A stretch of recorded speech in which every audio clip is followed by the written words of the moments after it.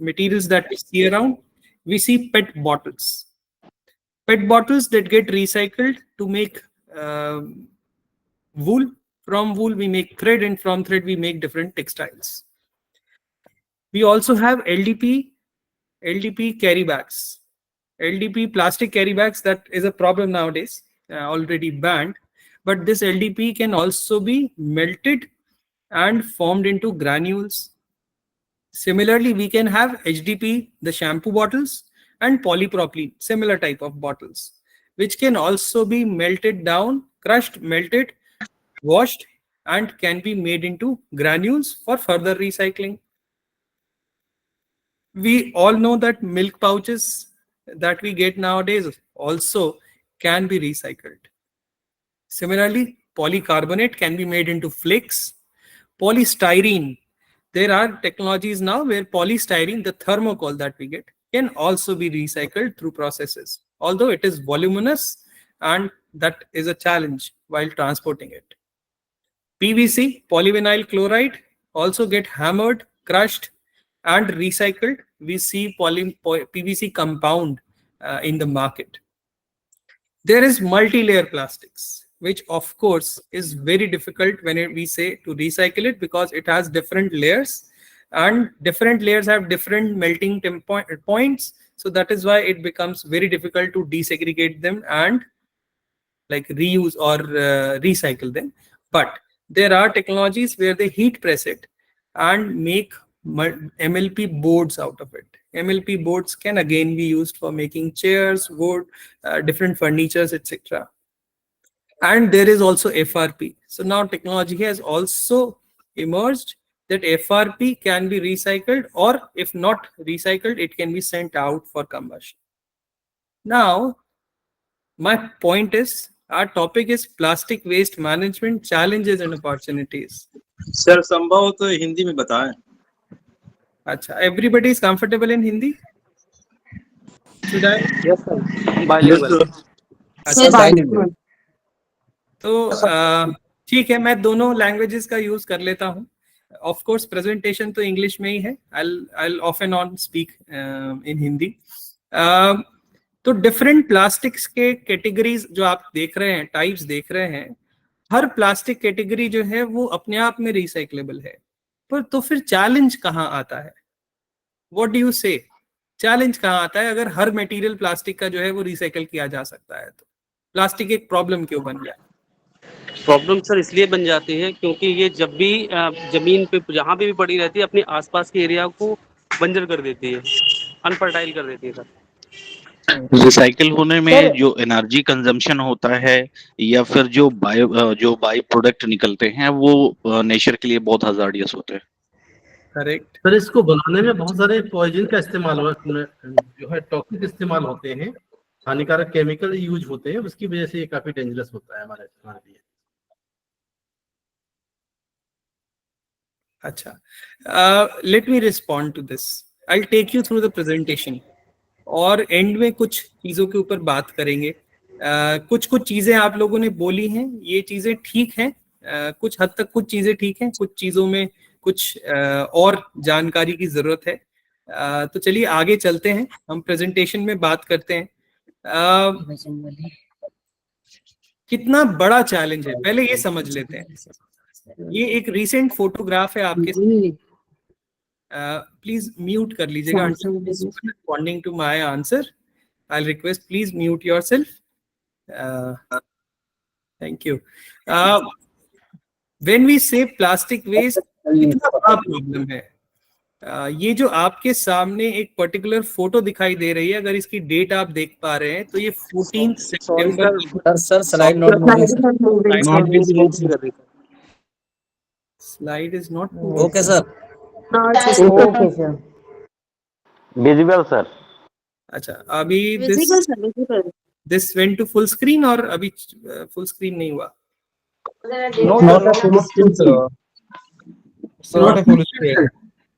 अच्छा ठीक है, just a second. Let me stop sharing and share this file as my screen. Just a second.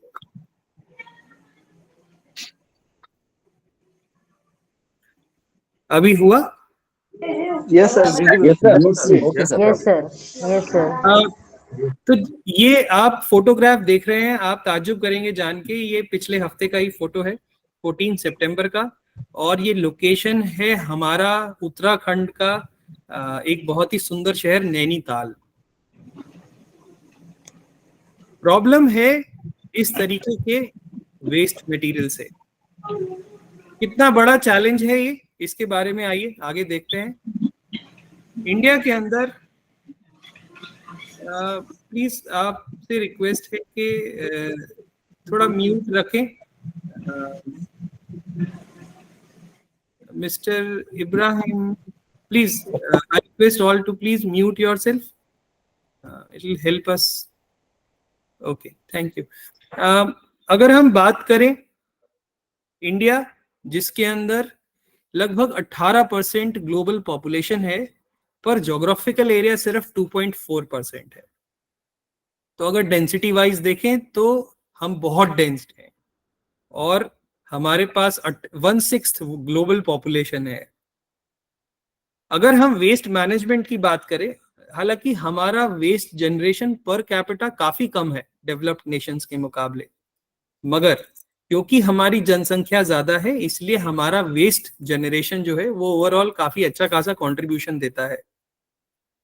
हम स्वच्छ Bharat mission कहता है कि हम लगभग हर साल 1,60,000 टन वेस्ट, हर रोज 1,60,000 टन वेस्ट जनरेट करते हैं।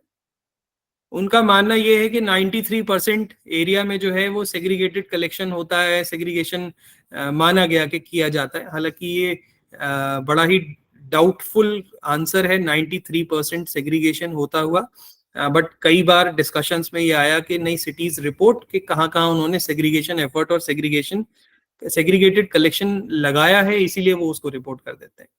और वेस्ट प्रोसेसिंग कैपेसिटीज लगभग हमारी 79% है। अलग अलग प्लांट्स हैं, अलग अलग प्रोसेसेस हैं। मैं पर्टिकुलरली अगर आपको प्लास्टिक से रिलेटेड क्योंकि हम बात कर रहे हैं, तो कुछ जो है वो मटेरियल रिकवरी फैसिलिटीज हैं हमारे शहरों में।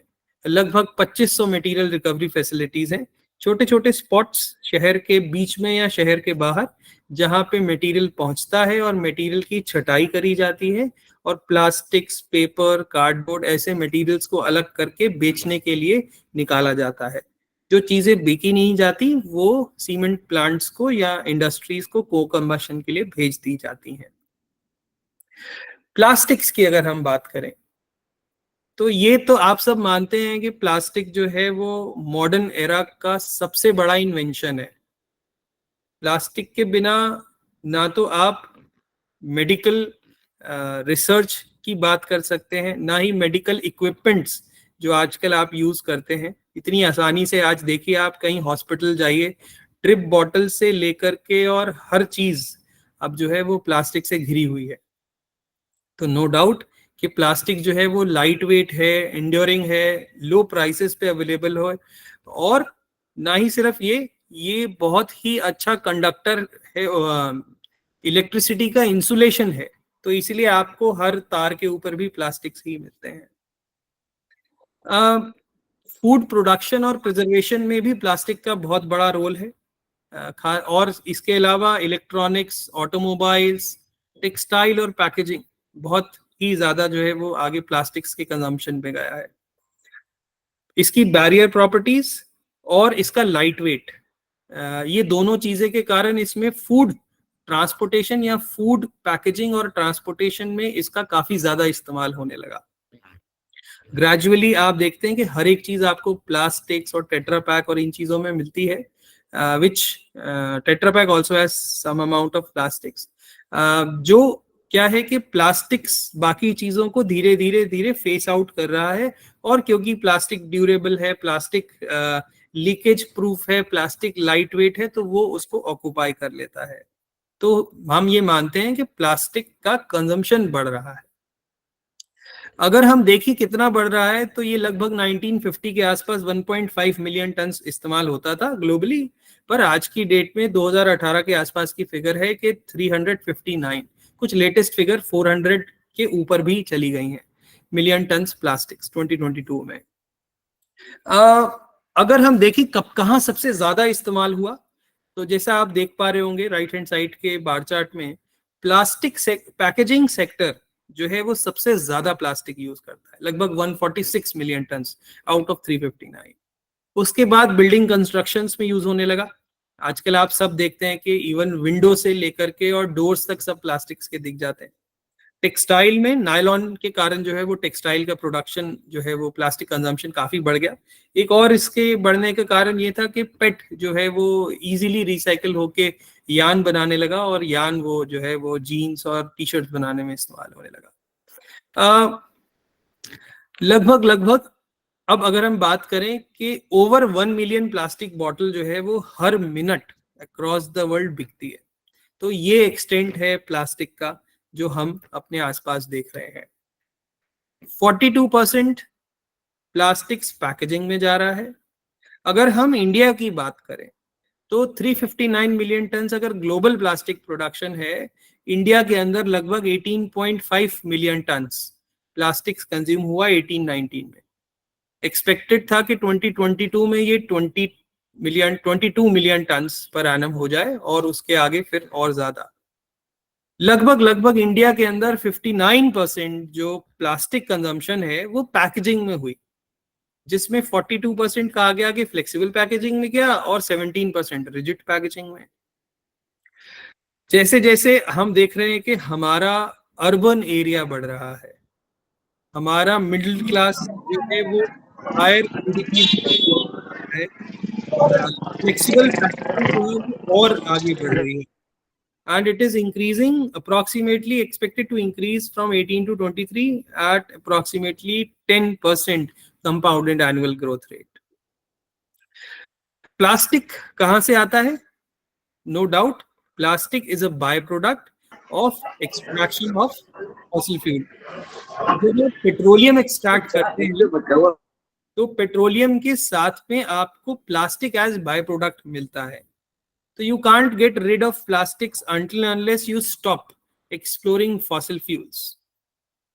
तो ऑयल कंजम्पशन और कार्बन बजट्स के अंदर अगर शेयर की बात करें तो ये लगभग 6% और 1% है, which is further expected to reach 20% and 15% by 2050. तो प्लास्टिक्स का शेयर जो है वो उम्मीद है कि और ज्यादा बढ़ जाएगा, मतलब परसेंटेज जो एक्सट्रैक्शन की है वो और बढ़ेगी।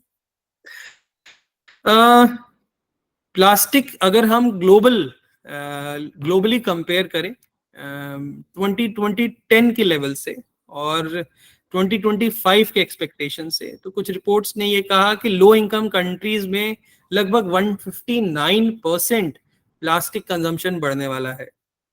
अपर इनकम कंट्रीज में लगभग 48%। वर्ल्ड बैंक ने ये भी बोला कि साउथ एशिया रीजन जहां हम हैं वहां पे लगभग ये डबल, टोटल वेस्ट जनरेशन जो है वो डबल हो जाएगा 2050 तक, जहां पे लगभग जो है प्लास्टिक्स कॉन्स्टिट्यूट करेगा लगभग 57%। कोई ये बता सकता है कि लगभग इंडिया के अंदर कितना परसेंट प्लास्टिक जनरेट होता है म्युनिसिपल वेस्ट में? कोई एक रफ फिगर?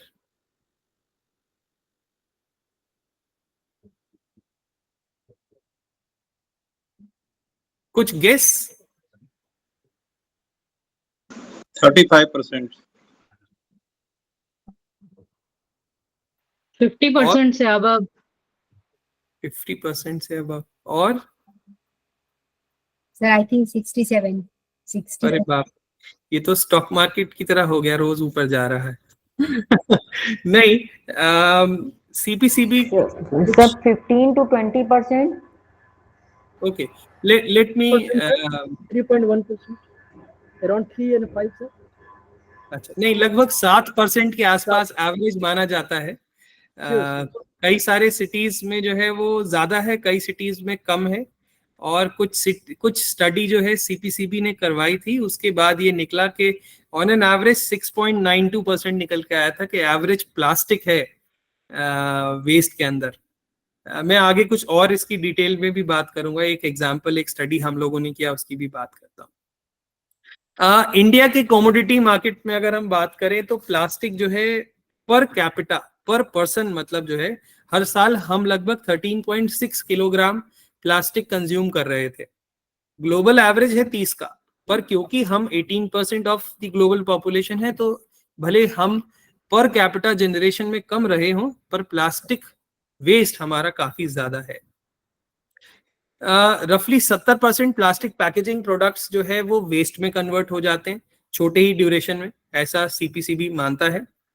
सीपीसीबी ने ये भी एस्टिमेट किया कि लगभग 9.47 मिलियन टन पर एनम हम प्लास्टिक वेस्ट जनरेट करें, विच इज अगेन लाइक 7%, और लगभग ये बढ़ करके 31.4 मिलियन टन हो जाएगा।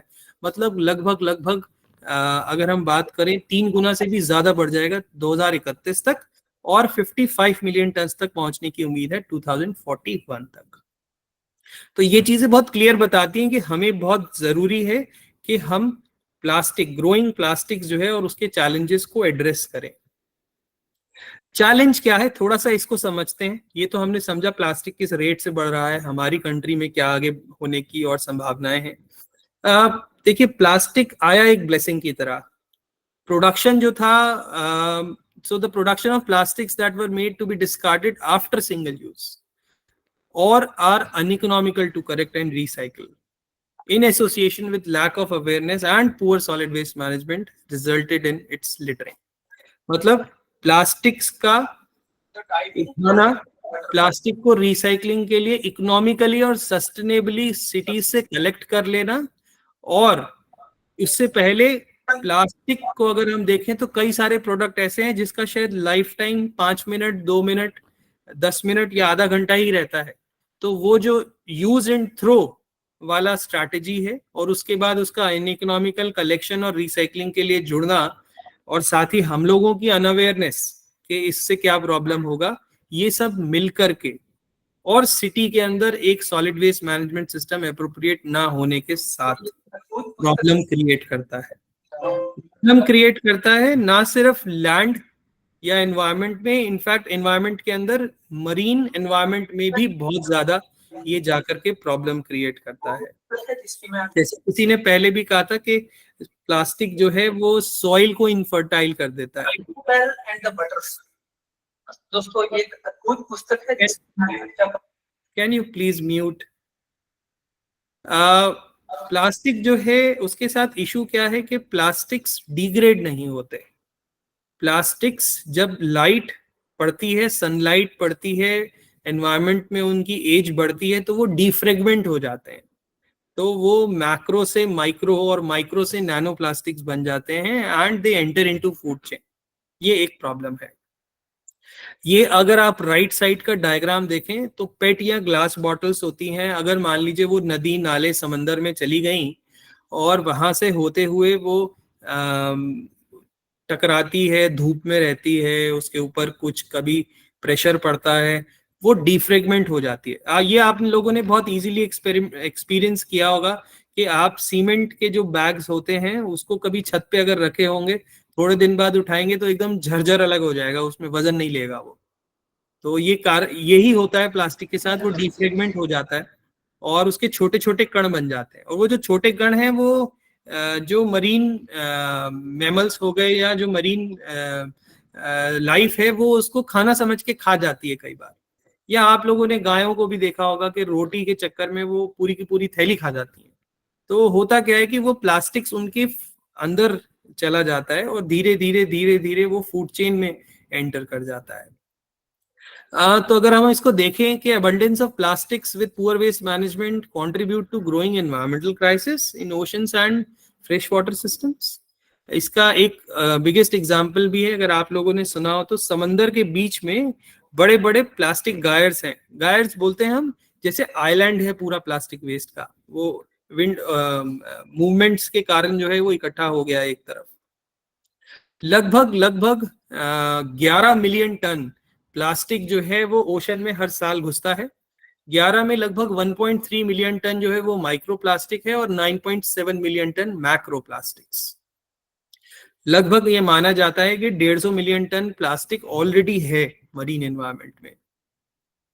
हो सकता है आप ये सवाल कहें कि मरीन एनवायरनमेंट में हमारा शहर तो किसी नदी के किनारे नहीं है, तो हम मरीन एनवायरनमेंट में कैसे कंट्रीब्यूट करते हैं?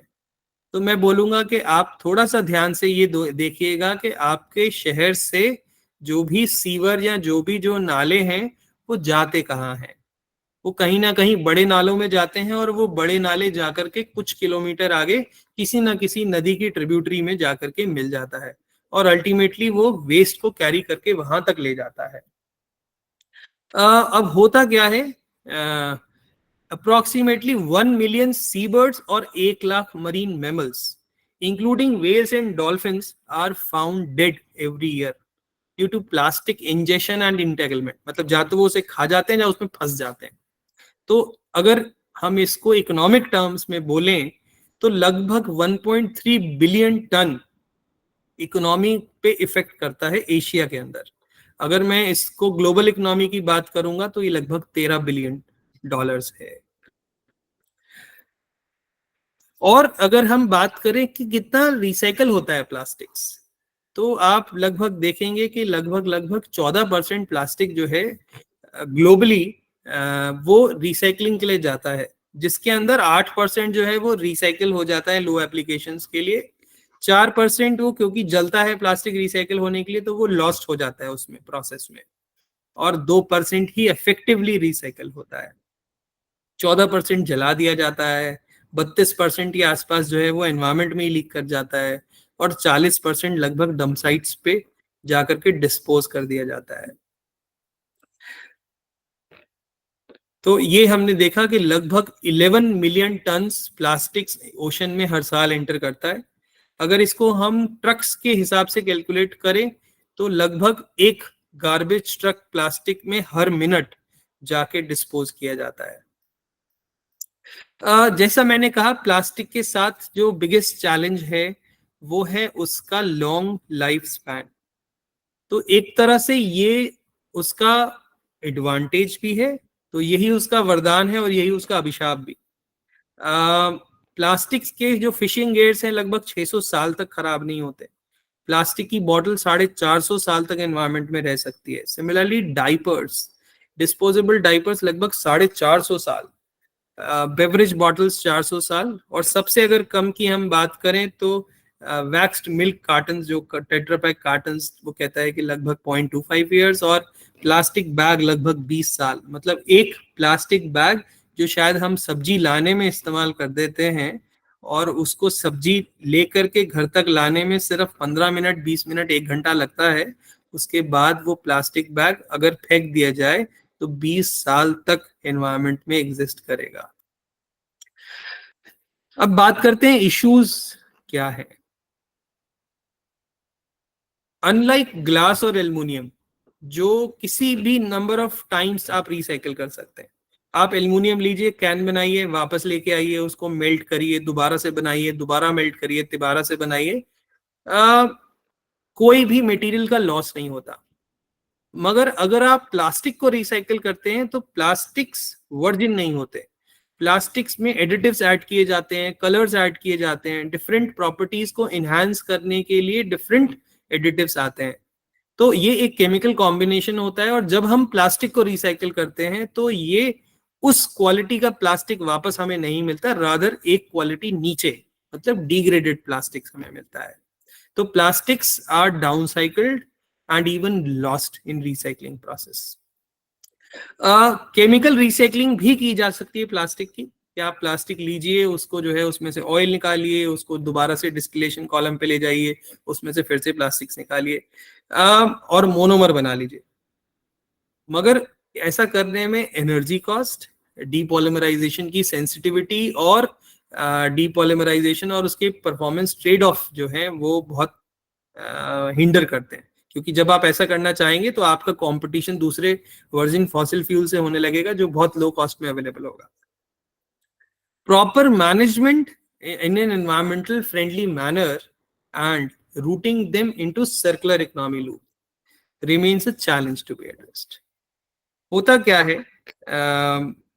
सिंगल यूज प्लास्टिक्स बैन करे गए। आप में से कोई मुझे बताएगा कौन कौन से सिंगल यूज प्लास्टिक्स हैं जो बैन हुए, और फिर उसके जरिए मैं आपको समझाने की कोशिश करता हूँ। कौन कौन से सिंगल यूज प्लास्टिक्स हैं जो बैन कर दिए गए? सर पैकेजिंग में जो यूज होते हैं एक ही बार यूज होते हैं फिर 0.5 माइक्रोन से नीचे के जो प्लास्टिक हैं उन्हें बैन कर दिया गया है। माइक्रोन के नीचे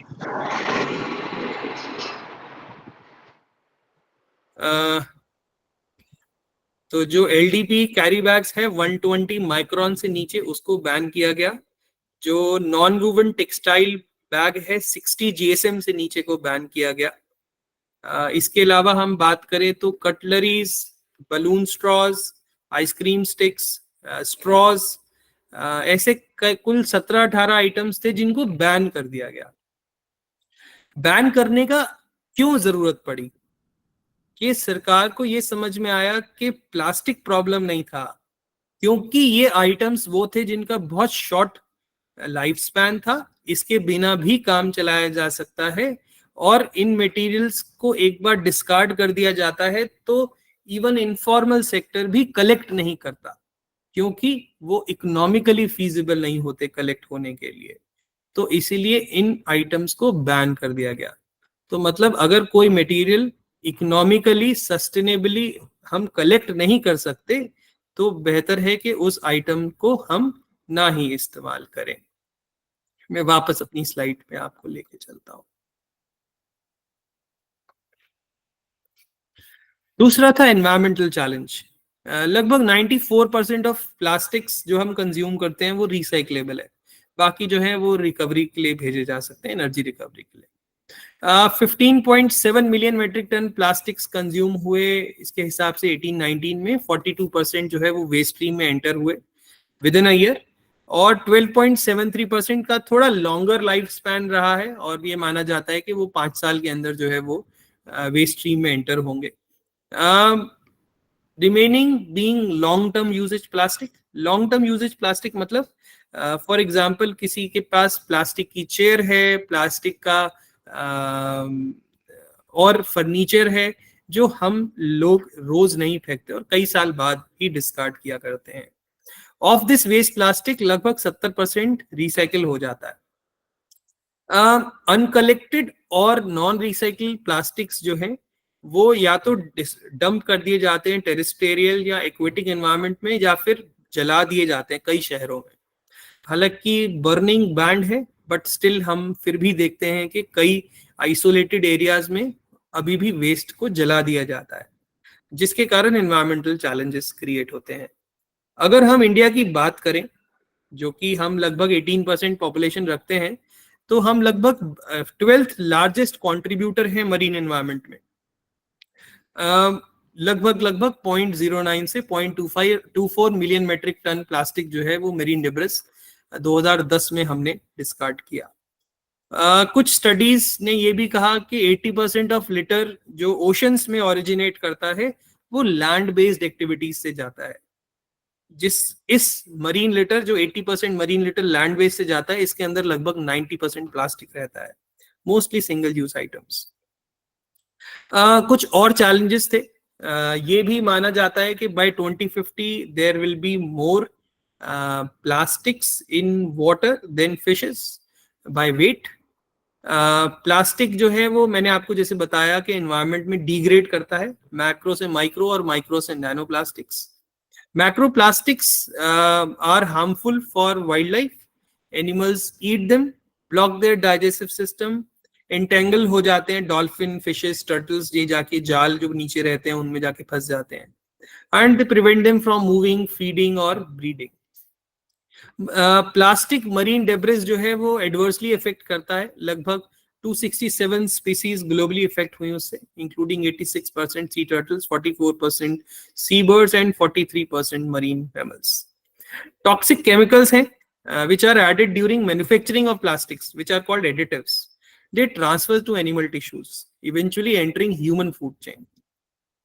Styrofoam products contain carcinogenic chemicals like styrene and benzene and are highly toxic if they are ingested, damaging nervous system, lungs and reproductive organs.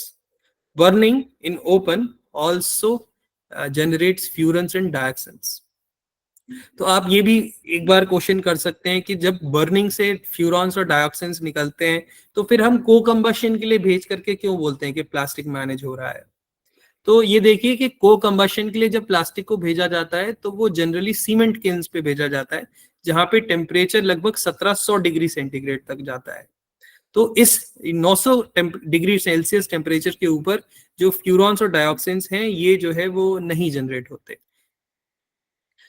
Environmental challenge को अगर हम समराइज करें तो प्लास्टिक्स के कारण इकोनॉमिक लॉसेस होते हैं, plastics and toxic chemicals ingest हो जाते हैं एनिमल्स से, हार्मोनिक एंड जेनेटिक डिसऑर्डर्स हो सकते हैं ह्यूमंस में, लैंड पॉल्यूशन हो सकता है by hazardous chemicals, air pollution causing respiratory disorders, leaching pollutants deteriorates ground water pollution through microplastics is also there, interference है फूड चेन में, ड्रेनेज चोक हो जाते हैं, बहुत सारे अर्बन एरियाज में आजकल बारिश चल रही है, फ्लडिंग जो है वो प्लास्टिक्स के कारण ड्रेन चोक होने से हो जाती है, डिप्लीशन हो जाता है ऑक्सीजन लेवल का वाटर बॉडीज में, and invasion of new species भी देखी गई।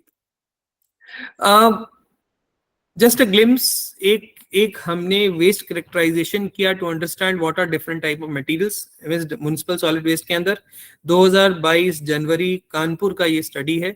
आप इस स्टडी के बारे में और डिटेल चाहें तो आप एक ये इसमें लिंक है, एक पेपर है, उसको आप सर्च करके उसको पूरा पढ़ भी सकते हैं। यहाँ ये लगभग निकला के लगभग 13% प्लास्टिक्स था म्युनिसिपल सॉलिड वेस्ट में। ये एवरेज है, 6 अलग अलग ट्रांसफर स्टेशन पे स्टडी करी गई थी, और ये प्लास्टिक 13% एवरेज है। किसी जोन में 6% प्लास्टिक जनरेट होता था तो किसी में 16%, डिपेंडिंग ऑन किस टाइप का एरिया है, किस टाइप की इकोनॉमिक्स है उस एरिया के अंदर, ये वेरी करा। और अगर मैं प्लास्टिक्स के अंदर बात करूं क्या निकला, तो लगभग MLP 15%, और मुझे याद है LDPE जो हम कहते हैं कि बैन हो गया, या सबसे ज्यादा हमें दिखता भी है LDPE या LDPE की प्लास्टिक शीट्स, लगभग 50% LDPE था इसके अंदर। तो ये बहुत क्लियर है कि हमारे शहरों में हम जो प्लास्टिक्स यूज कर रहे हैं रोजमर्रा के दौरान, वो सबसे बड़ा चैलेंज है हमारे शहरों के लिए। कुछ एक रिपोर्ट ओशन कंजर्वेंसी की थी जिसने कहा कि leakage that comes from land based activities is about 3/4 because of uncollected waste. मतलब शहरों के अंदर या शहरों से अगर हम बाहर जाएं तो पेरी अर्बन और रूरल एरियाज के अंदर भी वेस्ट कलेक्शन ना होने के कारण ये लीकेज है। तो ये बहुत क्लियर था कि हमको अगर प्लास्टिक मैनेज करना है तो शहरों में मैनेजमेंट करना होगा। कुछ हम देखते हैं कि जैसे सिंगल यूज प्लास्टिक बैन किया गया, कुछ इंटरनेशनली भी किए गए। इस रेगुलेशंस की अगर हम बात करें, 2014 में ग्लोबल पॉलिसी एक्शंस ने डायरेक्टेड किया कि प्लास्टिक वेस्ट जो है वो ट्रिमेंडसली इंक्रीज हो रहा है, तो लेजिस्लेशंस और एक्शंस आए कि हम सिंगल यूज प्लास्टिक्स को बंद करेंगे। हालांकि बैन 2016 में जब इंडिया ने होस्ट किया वर्ल्ड एनवायरनमेंट डे, उसके बाद 2017 से बैनिंग शुरू हुई, बट लगभग 1/4 वेस्ट जो डंप हो रहा है openly, and many formal disposal sites managed improperly, plastic littering is increasing. तो लगभग dump sites, formal disposal sites जो मैनेज नहीं होती, उसके कारण प्लास्टिक इंक्रीज हो रहा है। इनफैक्ट कुछ अगर आप स्टडीज पढ़ें तो आपको ये भी पता लगेगा कि प्लास्टिक लीकेज एक शहर में खाली डंप साइट से नहीं होता जो नदी नाले या रिवर के किनारे होती है, बल्कि हर पॉइंट ऑफ वेस्ट कलेक्शन पे अगर आपका वेस्ट कलेक्शन एप्रोप्रिएट है, मिस हैंडलिंग नहीं होती, आपका एप्रोप्रिएट सिस्टम है कि वेस्ट कहीं सड़कों पे नहीं पाया जाता, सिंपली गाड़ी में उठता है, गाड़ी से उठ के बड़ी गाड़ी में जाता है और वहां से वो कैरी हो जाता है प्रोसेसिंग के लिए, तो लीकेजेस बहुत कम हो जाते हैं। Even when it is collected, many countries lack capacities to process waste. तो ये भी माना गया कि अगर आपने सिंगल यूज प्लास्टिक कलेक्ट भी कर लिए, कई सारी कंट्रीज में प्रोसेसिंग कैपेसिटी है नहीं। लगभग 60 से ज्यादा कंट्रीज ने बैन किया था सिंगल यूज प्लास्टिक्स, और जो है वो कई लोगों ने खाली प्लास्टिक बैग्स और फोम्ड प्लास्टिक प्रोडक्ट्स को बैन करे गए। मगर देखा ये गया, अगर आप इस चार्ट को देखें राइट हैंड साइड पे, जब ये बैन करा गया लगभग 60 से ज्यादा कंट्रीज में, इस बैन का क्या इम्पैक्ट हुआ लगभग 50% कंट्रीज में पता नहीं है। कुछ 30% कंट्रीज ऐसे थे जिन्होंने कहा कि हाँ ड्रास्टिकली जो है वो कंजम्पशन प्लास्टिक बैग्स का with in first year drop कर गया, और लगभग 20% कंट्रीज ने ये कहा कि नहीं, हमें कोई चेंज दिखा नहीं, शायद एनफोर्समेंट अप्रोप्रिएट नहीं हुआ. So till date, there is no robust conclusion on whether environmental impact on these bans and levies can be made. These ban in some cases, so this is a caution. These bans, जब एक बार आप plastic ban कर देते हैं, आप थोड़े time के बाद फिर कहना शुरू कर देंगे कि प्लास्टिक है ही नहीं, और जब प्लास्टिक है ही नहीं तो obviously we will say that we do not have a plastic problem, तो हम उसको मैनेज करने के लिए we will not have a appropriate system. तो होने ये लगेगा कि इलीगल जो प्लास्टिक्स आ रहा होगा वो लिटर हो रहा होगा, और हमारे पास पॉलिसी नहीं होगी उसको हैंडल करने के लिए. Experts believe that ban on single-use plastic could be immediate solution, but not a long-term, as it has a degrading effect on economy, particularly local plastic industry. Bans can lead to ending plastic productions with no end-to-life solutions for safe disposal.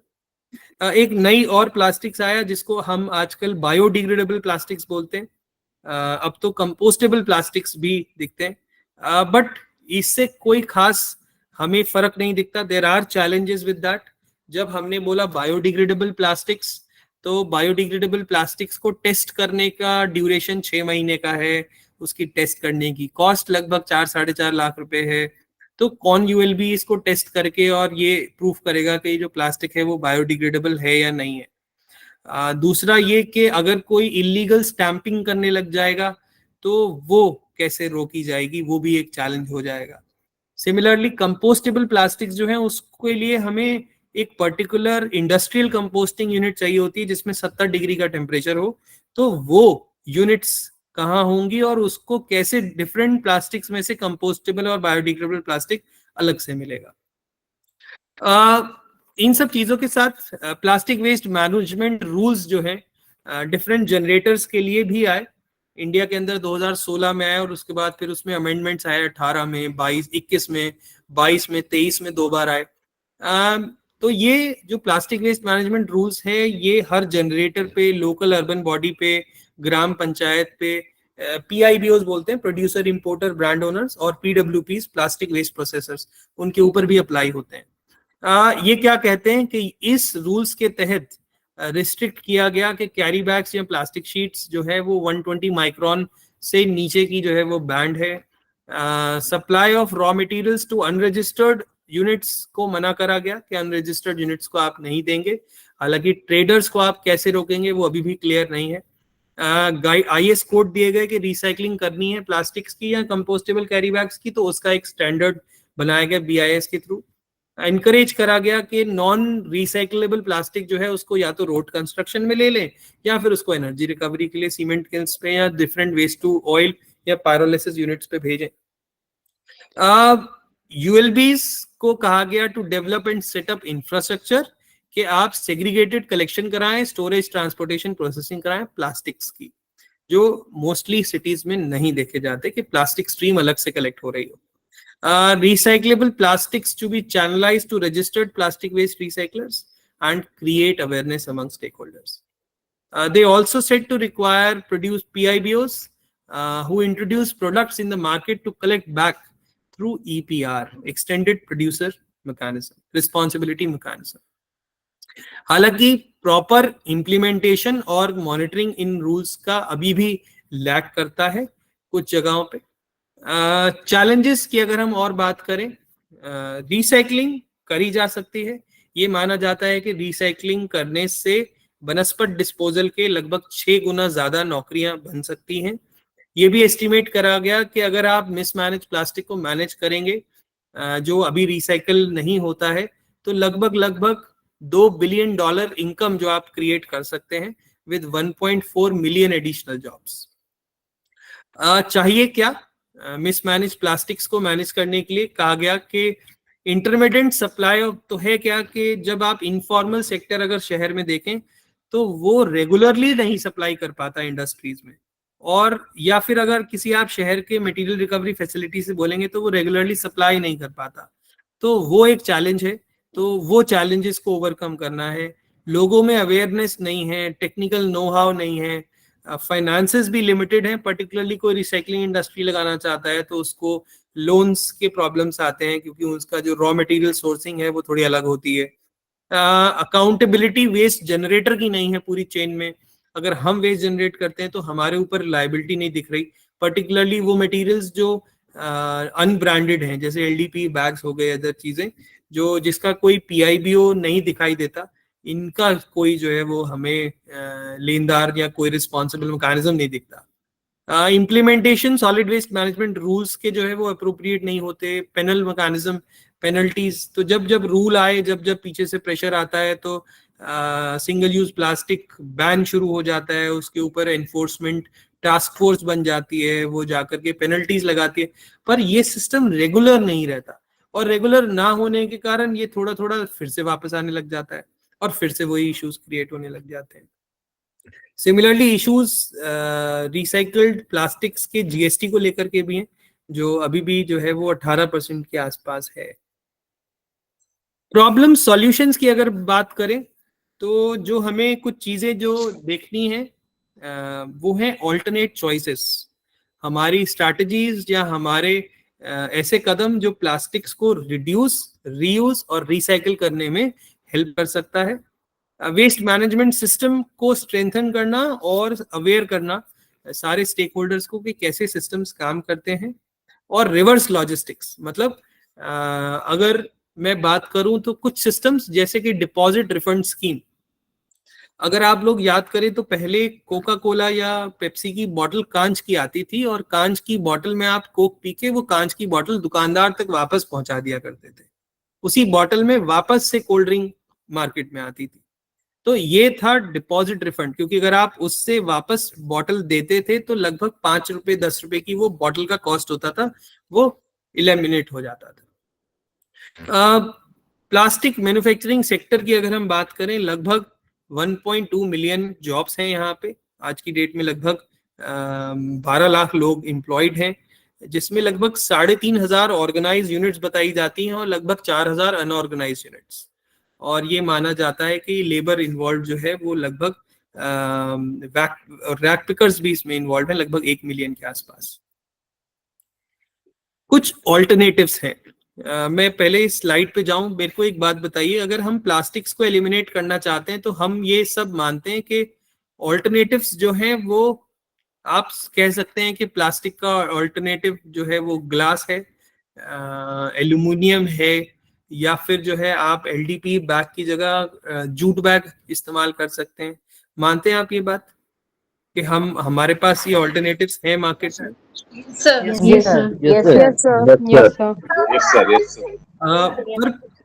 पर question ये है कि क्या ये alternatives sustainable हैं?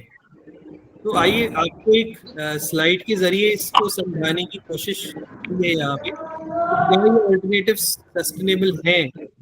अगर हम देखें पेपर बैग्स को, पेपर बैग क्योंकि पेपर बनाने के लिए आपको डिफॉरेस्टेशन करना पड़ता है, पहला तो क्वेश्चन वहीं पे आ जाता है कि आप, प्लास्टिक एक बाय प्रोडक्ट था पेट्रोलियम का, और पेपर के लिए आपको डिफॉरेस्टेशन करना पड़ता है।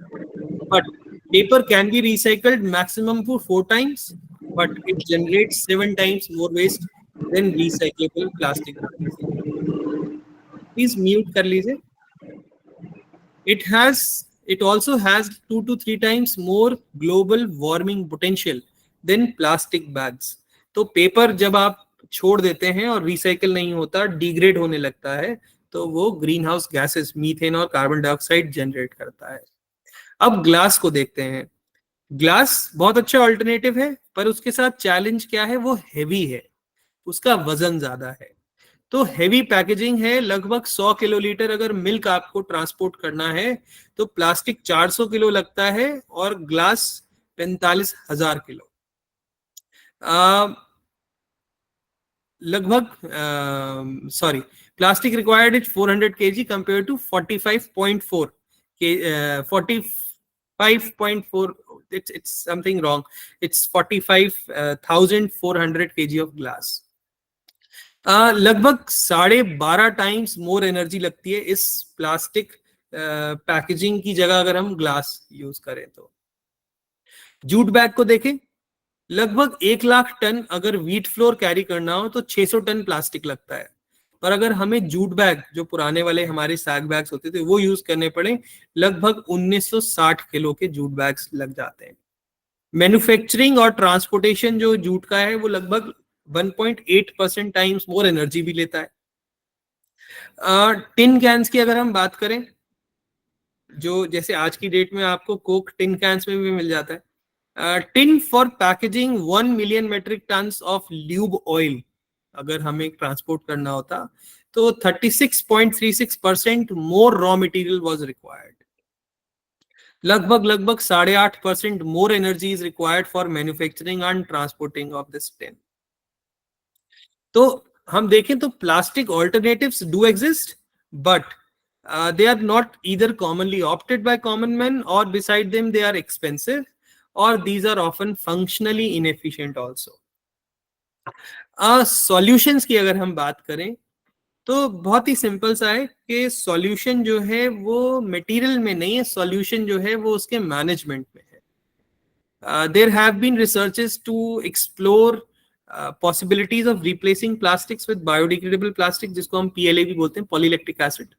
बट ये पाया गया कि जब हम बायोडिग्रेडेबल प्लास्टिक्स पे जा रहे थे तो कोई लोअर एमिशंस नहीं थे उसके एनवायरमेंटल इंडिकेटर्स के ऊपर। डिसएडवांटेज थी इन terms of poor melting properties, industrial composting unit चाहिए थी, मैकेनिकली ब्रिटल मटेरियल है, लो हीटिंग रेजिस्टेंस है, स्लो क्रिस्टलाइजेशन है। तो इसका मतलब हमें उसमें ब्लेंडिंग करनी पड़ेगी, कोपॉलीमराइजेशन करना पड़ेगा। With additives, it was also found that bio-based plastics, including PLA, showed no degradation over a year at temperature of 25 degree centigrade. लगभग ग्लोबल एवरेज टेम्परेचर 15 डिग्री है, अगर समंदर में 25 डिग्री सेंटीग्रेड टेम्परेचर में भी पड़ा रहा तो 1 साल तक तो उसका कुछ होगा ही नहीं। इसका मतलब जो हमारे इश्यूज थे कि वो उसको sea turtle, mammals, wild life खाएगा, वो रहेंगे। अगर उसमें इंटेंगलमेंट की बात थी तो वो रहेगी। हालांकि ये हो सकता है कि वो 600 साल नहीं रहे, कुछ कम साल रहे, but issues will still exist, thus indicating there was no difference on impact on marine litter when swallowed by aquatic organisms. So broadly speaking, if you switch from plastics to biodegradable plastics, there is not going to be much difference, but there are some alternative choices.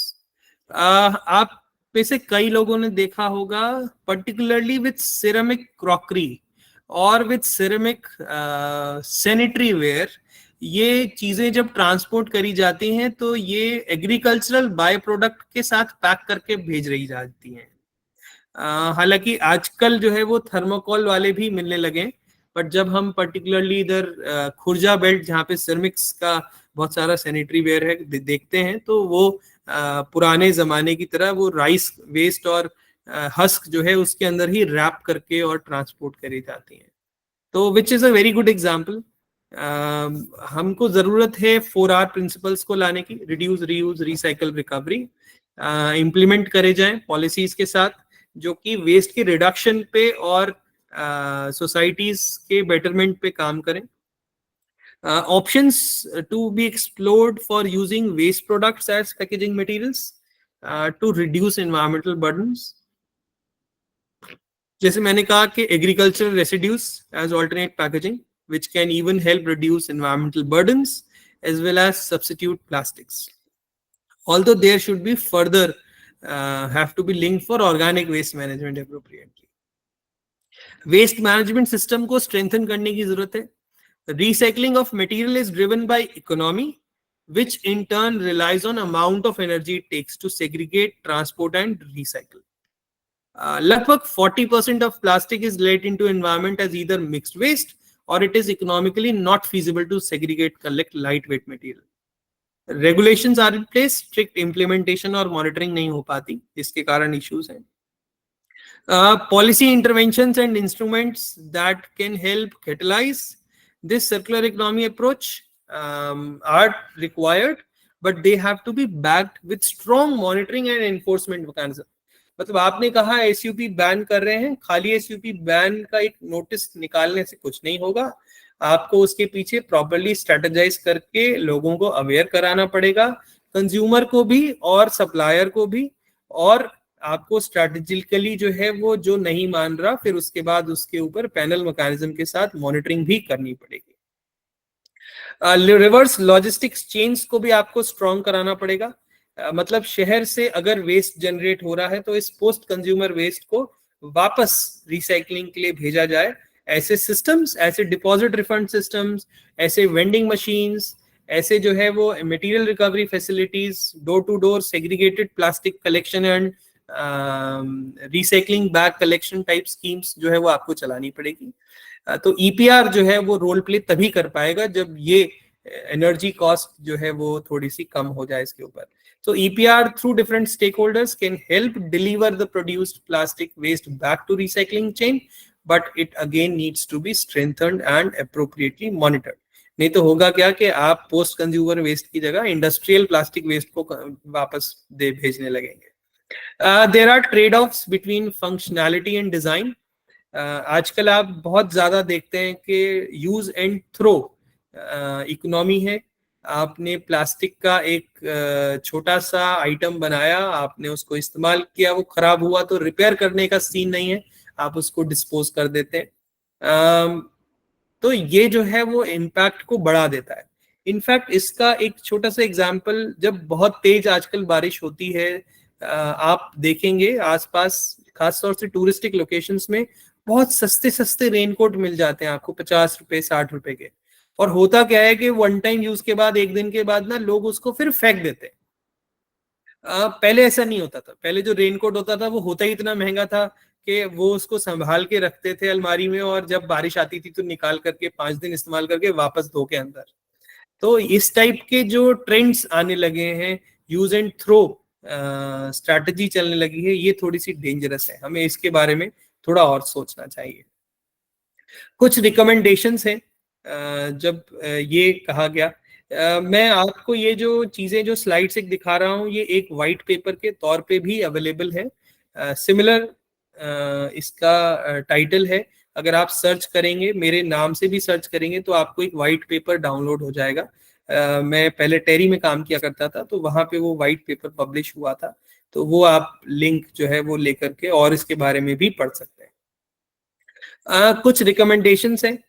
Sustainable alternate choices based on 4R principles की जरूरत है। Focus has to be on implementation of policies which can help reduce waste from societies, जैसे और products, जैसे मैंने आपको बोला agricultural by products को यूज करने की बात करी। It requires regulation supporting incentive structures, ताकि ऑल्टरनेटिव्स जो है वो अफोर्डेबली अवेलेबल हो जाए मार्केट में।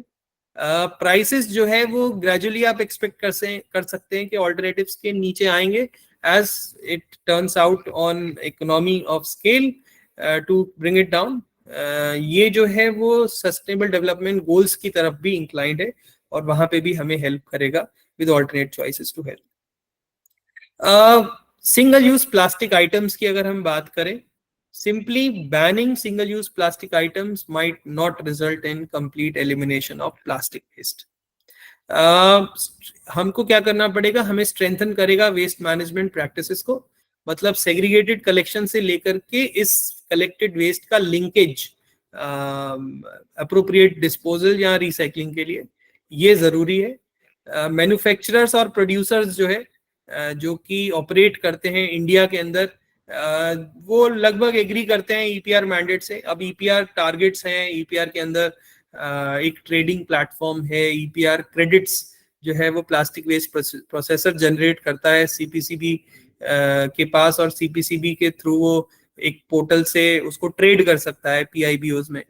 बट वहां पे भी प्रॉब्लम्स हैं। वहां पे ये है कि मैं एक पीआईबीओ हूँ, मैंने मटेरियल सप्लाई किया उत्तराखंड में ऊपर पहाड़ी पे, और मैंने रिसाइकलिंग कर दी नीचे देहरादून जैसे या हल्द्वानी जैसे प्लेन के शहर में, जहाँ आसान था, सस्ता था, पर जो मैंने इशू क्रिएट किया पहाड़ी पे वो वहीं रहा। तो वो थोड़ा सा चीजें हैं। मतलब कभी कभी तो ये स्टेट वाइड भी अलग है, किसी स्टेट में आपने किया और दूसरे स्टेट से क्रेडिट बाय कर लिया तो वो भी अलाउड है। तो वो कुछ चैलेंजेस हैं। मतलब रीजन स्पेसिफिक ईपीआर नहीं है, ये कंट्री वाइड खुला हुआ है। इसके बाद अपसाइक्लिंग। तो प्रोडक्ट्स की अपसाइकलिंग करना उतना ही इम्पोर्टेंट है। अगर हम हर बार बोलेंगे कि मैं एलडीपी बैग से दोबारा एलडीपी बैग बनाऊंगा, तो सबसे पहले आप ट्रांसपेरेंट एलडीपी बैग बनाओगे, फिर आप उसको ग्रीन या ब्लू कलर का एलडीपी बैग बनाओगे, फिर आप उसको दोबारा रिसाइकिल करने जाओगे तो डार्क कलर का बनाओगे, फिर उसके बाद आप अल्टीमेटली ब्लैक कलर का बनाओगे। और ब्लैक कलर का बनाने के बाद में फिर आप उसको रिसाइकिल नहीं करोगे, उसको आपको फिर जलाने के लिए भेजना पड़ेगा। तो होगा क्या, ये साइकिल है, और साइकिल में 4-5 बार घूमने के बाद वो रिसाइकलेबल बचेगा नहीं। तो आप क्या कर रहे हो, हर बार उसको डाउन साइकिल करते हो। रादर आप ऐसा भी कर सकते थे कि उसकी अपसाइकलिंग कर सकते थे, उससे कुछ और बेटर प्रोडक्ट बना सकते थे जिसका लाइफ स्पैन बहुत लंबा होता है एनवायरमेंट में।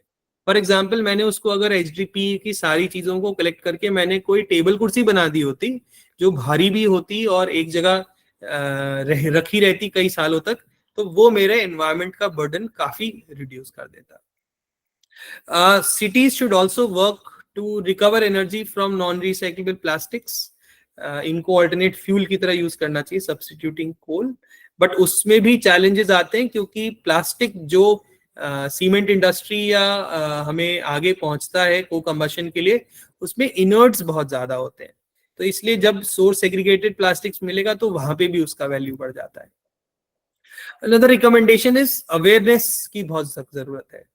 इनफॉर्मल सेक्टर से, रिसाइकलर से लेकर के हम तक, हमें नहीं पता कि कौन सा प्लास्टिक कैसे रिसाइकिल होता है।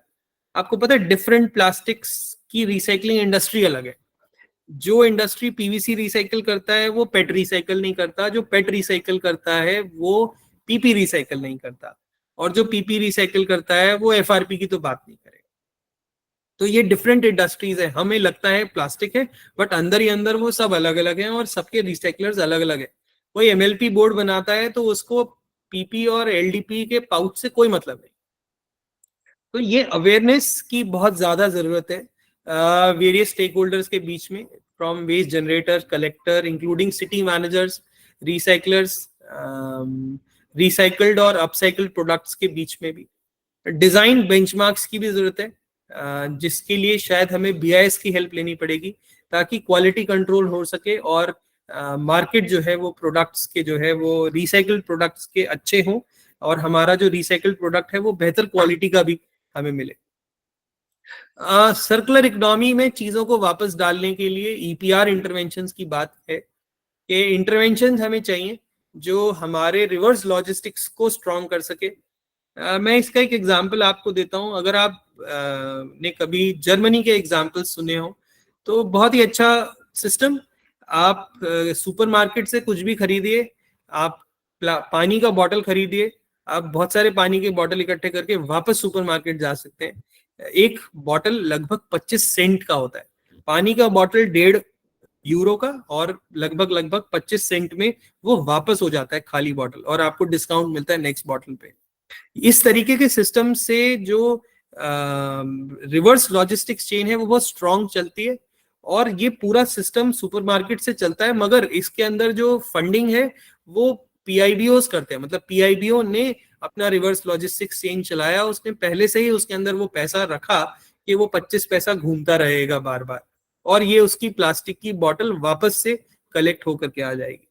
ना सिर्फ ये, वहां पे पीआईबीओस जो हैं वो प्लास्टिक, क्योंकि ईपीआर खाली पेट पे नहीं है या खाली प्लास्टिक पैकेजिंग पे नहीं है, पेपर पे भी है, ग्लास पे भी है, तो वहां पे पेपर, ग्लास, कार्डबोर्ड, इनके लिए अलग से कलेक्शन सिस्टम चलता है, उसको पीआईबीओ फंड करता है। भले उसको यूएलबी बिड करके जो है वो उसको जीत जाए और यूएलबी उसको सर्विस प्रोवाइड करे, बट उस सर्विस की कॉस्ट जो है वो कंज्यूमर नहीं बल्कि वो प्रोड्यूसर्स जो है वो दे रहे होते हैं।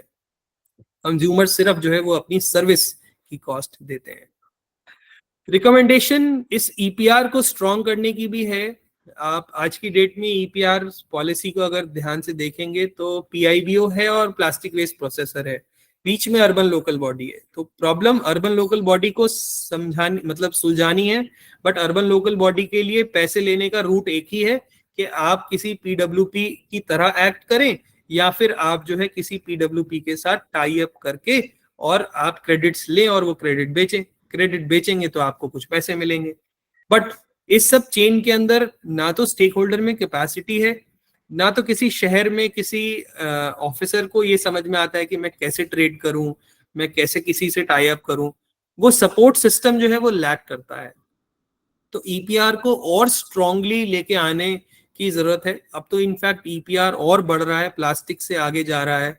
ई वेस्ट में था, अभी जो है वो कंस्ट्रक्शन एंड डिमोलिशन वेस्ट में आने वाला है अगले साल से। तो ये चीजें और जो है वो और कॉम्प्लिकेट होती चली जाएंगी।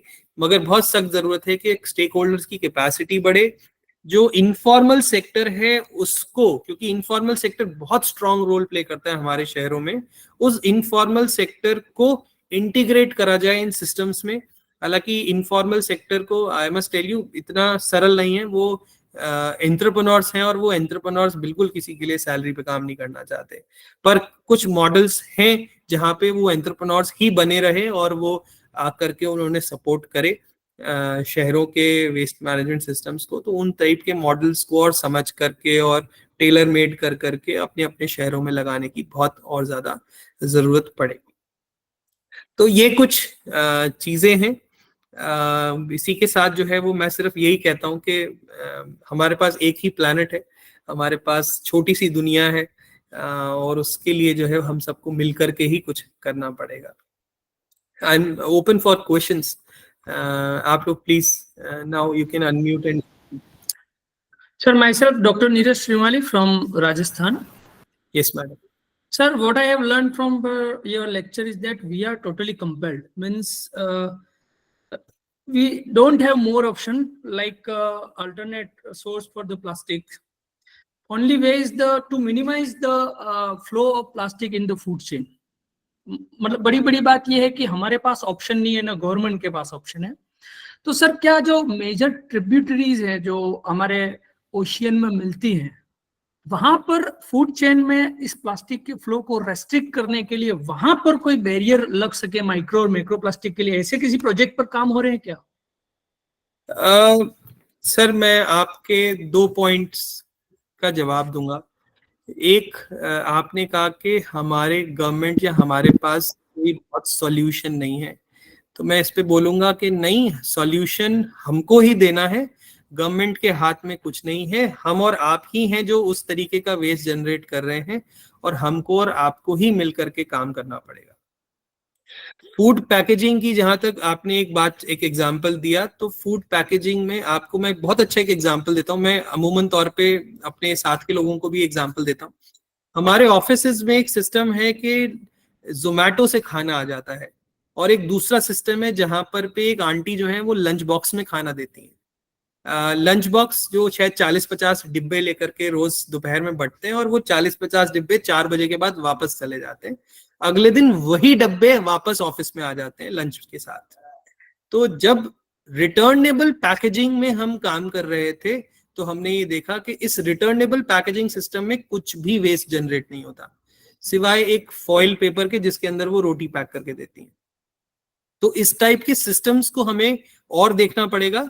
कुछ कंट्रीज हैं जहां पे फूड पैकेजिंग में रिटर्नेबल पैकेजिंग्स को प्रमोट किया गया एंटरप्रेन्योर्स के थ्रू, उस टाइप के सिस्टम्स को और देखना पड़ेगा। दूसरा, आपने पूछा कि क्या हम ओशंस में जाने वाले लिटर को नहीं ट्रैप कर सकते। आप बिल्कुल कर सकते हैं, पर मैं भी आपको ये दिखा दूं, डिमॉन्स्ट्रेशन पर्पस के लिए, दिखाने के लिए कि आपके एरिया से क्या जनरेट होता है, ये अच्छा ऑप्शन है। आप डिमॉन्स्ट्रेट कर सकते हैं, पर ये सॉल्यूशन नहीं है, ये लॉन्ग टर्म सॉल्यूशन नहीं है। आप थोड़ा सा दिखा देंगे कि मैंने इतना टन प्लास्टिक रोक लिया जाने से, पर आप खत्म नहीं कर पाएंगे, वो प्लास्टिक बढ़ता ही रहेगा। और उन स्क्रीन्स का मेंटेनेंस, उसकी रोज की क्लीनिंग, वो अपने आप में तो चैलेंज रहेगा ही। पर हैं कुछ कंपनीज जो उसमें काम करती हैं, प्लास्टिक फिशर है, रिवर रिसाइकल है, जो पर्टिकुलरली ड्रेन्स को ट्रैप करके बूम बैरियर्स लगा के और प्लास्टिक्स को निकालती है। बट हम हमेशा बोलते हैं कि ये एंड सॉल्यूशन नहीं है, सिर्फ डिमॉन्स्ट्रेशन है क्लीन अप ड्राइव की तरह।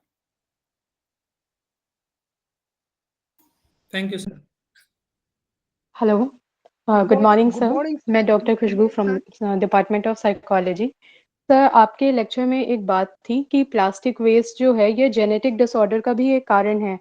मैं इसके बारे में थोड़ा और ज़्यादा जानना चाहती हूँ।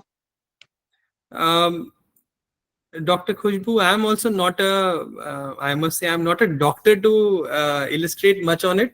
But जब आप फूड चेन में प्लास्टिक्स एंटर करता है तो डिफरेंट एडिटिव्स होते हैं प्लास्टिक्स के अंदर, इंक्लूडिंग कई बार जो है वो लेड है, कई बार जो है वो डिफरेंट कलर्स के को देने के लिए डिफरेंट ऑल्टरनेटिव्स डाले जाते हैं, एडिटिव्स डाले जाते हैं। होता क्या है कि जब वो फूड चेन में एंटर करता है तो माइक्रो प्लास्टिक्स, अगर आप ध्यान से देखें तो आजकल इनफैक्ट एक ये भी फिगर है that in terms of micro plastics we eat somehow around a size of a plastic card every year because of that. तो वो हमारे फूड चेन में जाता है और वहां से वो जो है वो ब्लड में, और ब्लड से जो है वो अंदर एंटर कर जाता है। तो कुछ उसमें केमिकल्स ऐसे हैं जो रिएक्ट करके और हमें हार्म देते हैं। I'll still suggest, if you are interested in this, you will have to search a bit more on what are different chemicals and their impact. Okay, thank you, sir. Thank you very much, sir. I want to ask a question. Myself, Dr. Santosh Kumar. Ji Santosh ji. Sir, plastic use के fashion तो इतनी तेजी से बढ़े हैं कि हमने अब, जैसा भी आपने थोड़ी देर पहले जस्ट बात किया कि प्लास्टिक मनी भी हम लोगों ने नाम दे दिया है। प्लास्टिक की इंपॉर्टेंस इसी से, मनी तो सभी कोई लाइक करता है और प्लास्टिक मनी हमने नाम दिया, वो ATM card, debit card, credit card, now everywhere there is the plastic. हम ही उसको प्रमोट कर रहे हैं। और सर अभी आपने बताया कि हमारी इच्छा शक्ति नहीं होगी तो गवर्नमेंट इस पर कुछ नहीं कर सकती। तो सर ये मेरा ये मानना है कि इस तरह से तो हम प्लास्टिक को प्रमोट कर रहे हैं, और अगर उसके सब्स्टिट्यूट हम ढूंढ भी रहे हैं लेकिन वो नाकाफी है। तो सर ये कैसे, ऐसे तो और बढ़ता ही जाएगा। तो सर जैसे जैसे टाइम बढ़ेगा हम क्या इसको कभी खत्म नहीं कर सकते? तो संतोष जी, मैं इस पे ये बोलूंगा कि देखिए, मैंने पहले भी बोला प्लास्टिक प्रॉब्लम नहीं है। प्लास्टिक को अगर आप आज की डेट में आप इमेजिन नहीं कर सकते कि आपको ड्रिप चढ़ जाएगी बिना प्लास्टिक के, या आपको जो है अगर आज की डेट में अगर कोई ट्रीटमेंट भी ले रहे होंगे तो डोजिंग जो है वो बिना प्लास्टिक की ट्यूब के आपको हो जाएगी। आप आज की डेट में देखें तो एंजियोग्राफी के लिए भी वो आपके नर्व्स के अंदर से जो है ट्यूब अंदर चली जाती है। This all was possible because of plastics in health care. Point is, plastic problem नहीं था, प्लास्टिक प्रॉब्लम इसलिए बना क्योंकि हम उसको मैनेज नहीं कर पा रहे, हमारे शहरों में वो मैनेज नहीं हो रहा। आप और कंट्रीज देखें, कई कंट्रीज ऐसे हैं जो इंसिनरेशन रूट पे काम करते हैं, कई कंट्रीज ऐसे हैं जो रिसाइकलिंग रूट पे काम करते हैं। सिंगापुर जैसा कंट्री देखेंगे जहां पे वो सब कुछ ले जाकर के जला देता है। क्यों? क्योंकि उसके पास जगह ही नहीं है, उसके पास कोई एक लैंड डिपॉजिट ही नहीं है जहां पे वो उसको डिस्पोज कर पाए। तो उसके लिए सबसे सिंपल था कि उसको जला दो। अब अगर हम एक आइडियल सिनारियो की बात करें, आपने डिफरेंट, जैसे मैंने आपको शुरू की स्लाइड में भी बताया कि अलग अलग प्लास्टिक्स हैं। देखिए, हम और आप जो प्लास्टिक देखते हैं वो देखते हैं प्लास्टिक की बोतल, पेट की पानी की बोतल, प्लास्टिक का रैपर, पॉलिथीन, इस तरीके से देखते हैं। बट आप उसको अगर रिसाइकलर की नजर से देखेंगे तो कोई एलडीपी है, कोई एचडीपी है, कोई पीपी है, और हर मटेरियल अगर सेग्रीगेटेडली अवेलेबल है तो रिसाइकलेबल है, अगर इकोनॉमिकली अवेलेबल हो जाता है वो रिसाइकलिंग प्लांट तक। तो इसका मतलब ये तो क्लियर है कि अगर हम और आप प्लास्टिक को एक थैले में इकट्ठा करके कबाड़ी वाले तक दे देते हैं तो आधी प्रॉब्लम तो वहीं सॉल्व हो जाती है। कि हमने कबाड़ी वाले को दे दिए, हम तो कई बार फ्री में भी दे देते हैं कि आप ले जाओ, क्योंकि हमें पता है कि ये उसको रिसाइकिल करेगा, फेंकेगा नहीं। तो वहां वो प्रॉब्लम सॉल्व होने लगती। इस तरीके से स्ट्रैटेजीज हमें ही अपनानी चाहिए। जहां तक हो सके प्लास्टिक को अवॉइड करना चाहिए, जहां तक हो सके। अवॉइड नहीं कर सकते तो कम से कम दोबारा से रीयूज, जैसे हम लोग तो क्या करते हैं कि एलडीपी की थैलियां जो है वो सब्जी लाने में और सामान लाने में घर आ जाती हैं। जब आ जाती हैं, आप अवॉइड नहीं कर सकते तो उनको इकट्ठा करते रहते हैं। जब वो बड़ा थैला बन जाता है, उसके अंदर बहुत सारी थैली होती है, तो दूसरी दुकानदार के पास वही लेकर के जाते हैं कि या तो आप वापस ले लो, या हर बार कोशिश रहती है कि थैली हम अपनी अपनी इस्तेमाल करते रहें, या फिर आप एक बड़ा थैला रख लीजिए अपने पास, हमेशा वो लेकर के जाइए। तो आप क्या करेंगे, आप प्लास्टिक्स को अवॉइड करेंगे। अल्टीमेटली जब आप अवॉइड नहीं कर पाएंगे, घर में आ ही जाएगा, तो फिर आप एक बैग बनाइए, उसके अंदर 10 किलो तक आप देखिएगा, 10 किलो भी आपको जो है वो पूरा एक सीमेंट का बैग भर जाएगा 10 किलो के अंदर। और जो है वो आप किसी भी कबाड़ी वाले को दे दीजिए। हमारे इंडिया में तो इतना अच्छा सिस्टम है कि हर जगह जो है वो हर संडे को सुबह सुबह आवाज लगा लगा के ले जाते हैं। तो So thank you very much, sir. You have told the key mantra. Plastic is not the problem. Plastic problem नहीं है, उसको मैनेज ना कर पाना प्रॉब्लम। अगर हम प्रॉब्लम में मैनेज करें तो there will be no any problem, because excess of everything is bad. Thank you very much sir. Good morning, sir. This is Milon Mondal from West Bengal. Actually, sir, I thank you for your insightful lecture, and it was really bewitching. My question is, sir, actually we people are very utilitarian in nature. Okay, we believe in utilitarianism. So, as in your lecture, you have said that the alternative things for plastics actually is very costly. So, why people actually will do for using that if those things are costly? So, why people actually, because we believe in the policy that maximum pleasure out of minimum, yes, maximum pleasure out of minimum. Minimum hard work. So that's the problem actually. So how can we manage that? Because most of the time those people who are not educated, so-called educated, but we are so-called educated people, but how can we manage that that problem actually? That's my question, sir. So Mondal sahab, I must say that you have put a question that is more psychological in nature than being technical. When you say why will I buy something which is expensive, I have an answer to that. Why are people buying iPhone when they can afford to get a call on a 10,000 phone as well? So I don't think I really have an answer that how can you make people not to buy something which is expensive. It is their choice. Yes, alternatives are there. I'm saying that alternatives are not sustainable for the environment. Cost to the alternative is another thing. Alternatives as an from an environmental sustainable point of view are not always sustainable. So you have to be very judicious while picking up your alternatives, whether you are making a right choice or not. That was That's right, but my point is, if a person actually who makes his ends meet daily, so why actually how can we convince him or her? Actually, a people who is a daily laborer and Mondal sahab, I must differ from this that mostly plastic waste, the amount of plastic waste generated by highly affluent people is much more compared to somebody who's living on the poverty line. He will not have time to buy something, or he will not have resources to buy something from an online shop, or to bring in some high packaging material. He'll buy loose packaging materials. If you have a rupee cost for a LDPE bag and a rupee discount for a LDPE bag, he will opt for taking that discount, bring his own container to buy it. But an affluent person will not afford it, rather say I'll buy a 10 rupee bag rather than a 1 rupee bag, give me that.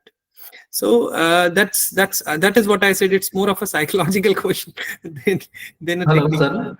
Hello, sir. Go for the higher utility. Thank you very much, sir. Dr. Satyendra. Yes, sir. Sir, my question actually recently, sir, एक toxic link में publish हुई है कि salt and sugar in दोनों में microplastic nano plastics आ रहे हैं अभी जस्ट रिसेंटली। सर मैं उसका लिंक आपको शेयर कर रहा हूँ सर, इसमें आप सभी लोग देख सकते हैं। इमीडिएट अभी जस्ट 4-5 डेज पहले एक रिसर्च हुई है टॉक्सिक लिंक में, तो ये बहुत बड़ा इशू है sir, because the salt and sugar both are actually integrate part of our society. तो इसको कैसे रिमूव किया जा सकता है सर, क्योंकि वहाँ पे आप बहुत सारी चीज मिली है, फिल्म मिली है, फिल्म के जो टुकड़े होते हैं वो मिले हुए हैं, तो ये यहाँ कैसे उसको सॉल्व किया जा सकता है? सत्येंद्र जी, इसके सॉल्यूशन के ऊपर का एक सॉल्यूशन नहीं है। आप बोले कि वन स्टॉप सॉल्यूशन या 1 पॉइंट सॉल्यूशन हो, तो नहीं है। ये बहुत बड़ा इशू है।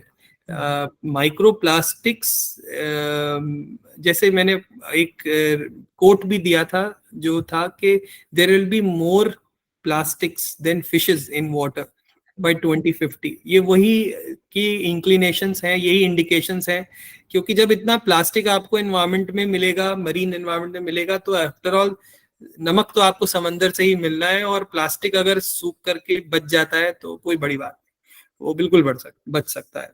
सिमिलरली प्लास्टिक्स जब फील्ड्स में एंटर कर जाता है तो वो फूड चेन में एंटर करेगा क्रॉप्स के थ्रू, तो वहां आपको वो शुगर केन में जो है वो प्लास्टिक्स मिल सकता है।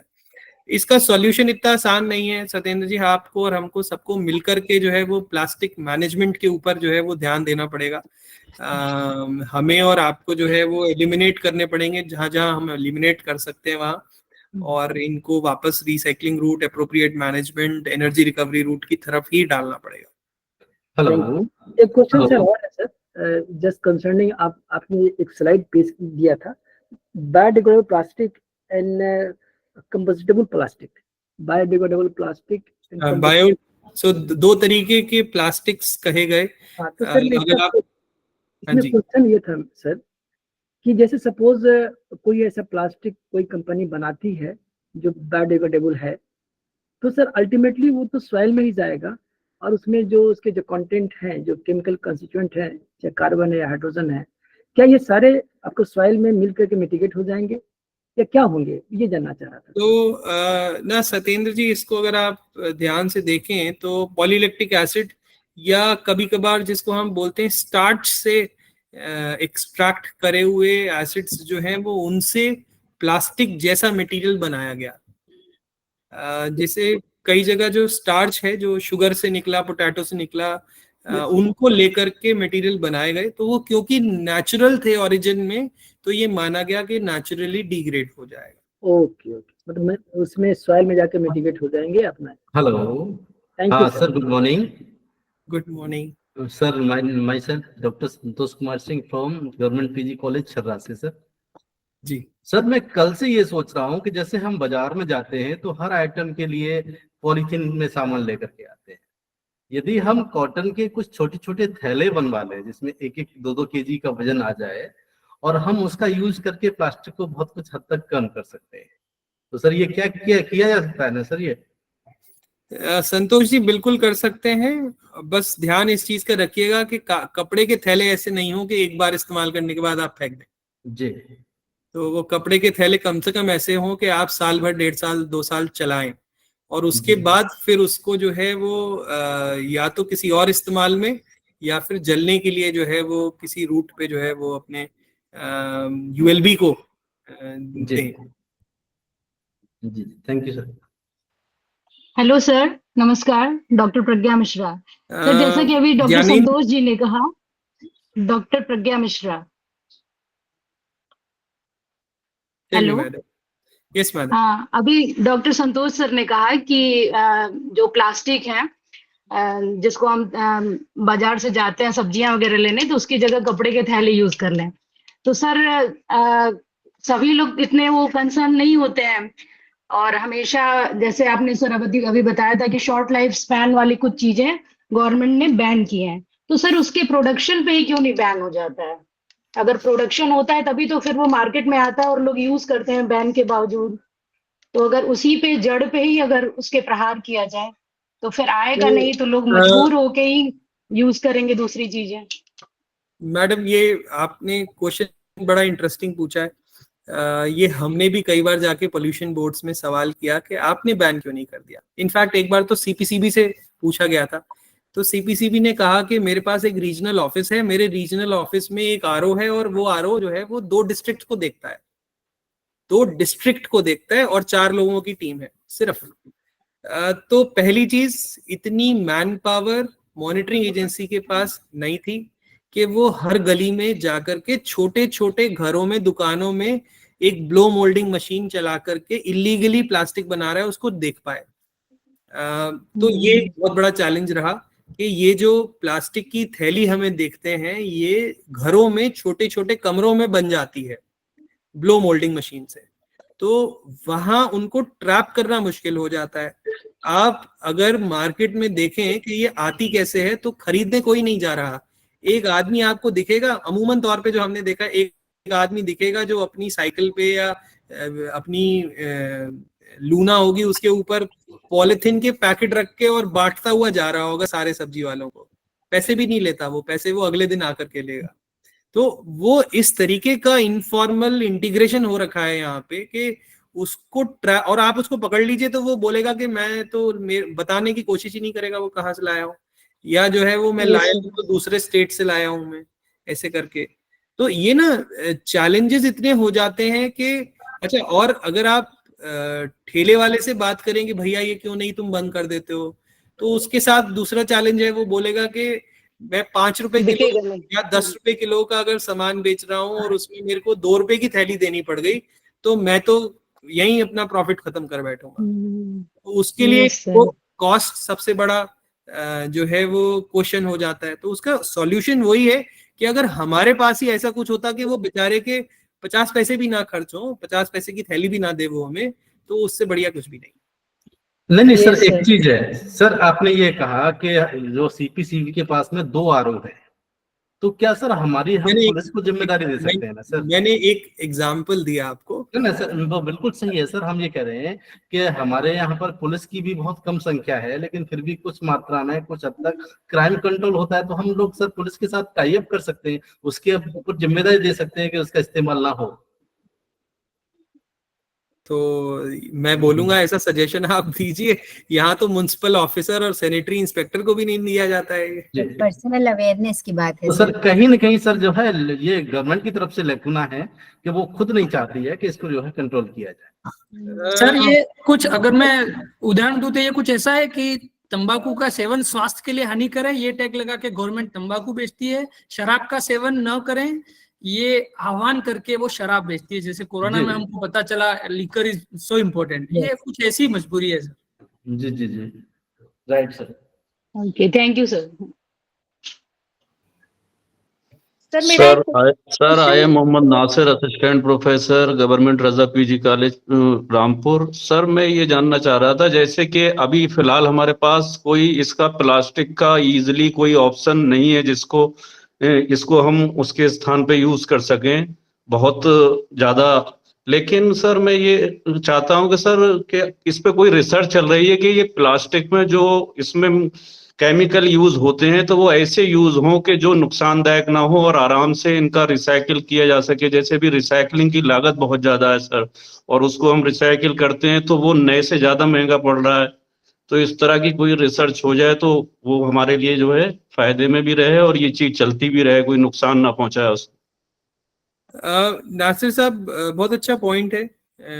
कुछ एक जगह जो है वो नॉर्वेजियन एम्बेसी की एक मीटिंग में जो है मेरे को सुनने में आया था कि 16,000 के लगभग जो है वो एडिटिव्स हैं जो डिफरेंट प्लास्टिक्स में डलते हैं, जिसमें स्टडीज कुछ चल रही हैं टू अंडरस्टैंड के कौन से ऐसे हैं जो हार्मफुल इफेक्ट है और उनको एलिमिनेट किया जा सके। उसमें करीब 10,000 के आसपास ऐसे हैं जिसका पता ही नहीं है कि इसका क्या हार्मफुल इफेक्ट है। तो ये बहुत ही नेसेंट एरिया है, मैं बोलूंगा कि बहुत ही वीक एरिया है, जहां हम कुछ भी ऑल्टरनेटिव्स डाल दे रहे हैं उसकी प्रॉपर्टीज को बढ़ाने घटाने के लिए, बट हमें भी नहीं पता हम क्या डाल रहे हैं। सर थोड़ा देर मैं इंटरप्ट कर रहा हूँ आपको, मेरे लिए सेम टाइप का क्वेश्चन है, इसीलिए मैं आपको वो आंसर देने की अगर सुविधा हो इसलिए बोल रहा हूँ कि आप दिशा दिखाए बच्चों को, जो हम तो टीचर है, हम उसको इस प्लास्टिक माइक्रोप्लास्टिक रिसर्च के बारे में क्या क्या बता सकते हैं। और आपका तो ये बहुत ज्यादा इंफॉर्मेटिव है, आपका पीपीटी जरा शेयर कर देना। हाँ, मैंने ये अरशद साहब को भेज दिया है ऑलरेडी। इनफैक्ट मैंने पहले ये भी बोला था कि this all comes from a white paper on plastic waste challenges and solutions. आप गूगल सर्च करेंगे, मेरा नाम भी डालेंगे तो वो टेरी की वेबसाइट से डाउनलोड हो जाएगा। ओके, आप तो सिर्फ दिशा दिखाए, हम बच्चों को कैसे समझे कि इसके बारे में कैसे रिसर्च को हम आगे ले जा सकते हैं, यही मेरा क्वेश्चन नहीं था, मेरा सजेशन। आप अगर ये सजेशन दे तो हम लोग को लिए खूब अच्छा होगा। नहीं, आप अगर सॉल्यूशन देखना चाहते हैं तो मैं यही बोलूंगा कि मैनेजमेंट का प्रॉब्लम है। मैनेजमेंट कैसे किया जा सकता है वो पहला फोकस होना चाहिए। जहां तक बात ऑल्टरनेटिव मटेरियल्स की है तो सस्टेनेबल ऑल्टरनेटिव्स क्या हो सकते हैं वो एक एरिया है। इट इज नॉट इम्पॉर्टेंट कि प्लास्टिक का ऑल्टरनेटिव प्लास्टिक ही हो, it can be some other materials, but वो सस्टेनेबल हो, तो उसका एक life cycle assessment point of view से कौन से मटेरियल्स हैं। हालांकि इसके ऊपर भी काफी रिसर्च हुई है, सीपेट ने रिसर्च करी थी इसके ऊपर के कौन कौन से डिफरेंट मटेरियल्स कंपेयर करे गए डिपेंडिंग ऑन देयर यूज। जैसे बैग की जगह बैग और ग्लास की जगह ग्लास को कंपेयर किया गया। तो ये चीजें हैं जहाँ ऐसे बहुत सारे डोमेन्स हैं जहाँ पे अभी भी जो है वो बिल्कुल क्लैरिटी नहीं है। अगर आप chemical engineering point of view से जाएंगे तो आपको डिफरेंट एडिटिव्स के और डिफरेंट कॉम्बिनेशंस के इम्पैक्ट के ऊपर बात करने को मिलेगा, पर वो तभी है जब आप एक प्लास्टिक की जगह दूसरा प्लास्टिक लेके आएंगे। सर आप कुछ एडिटिव्स के नाम बता सकते हैं जो प्लास्टिक बनाने में यूज किए जाते हैं और जो हार्मफुल हैं?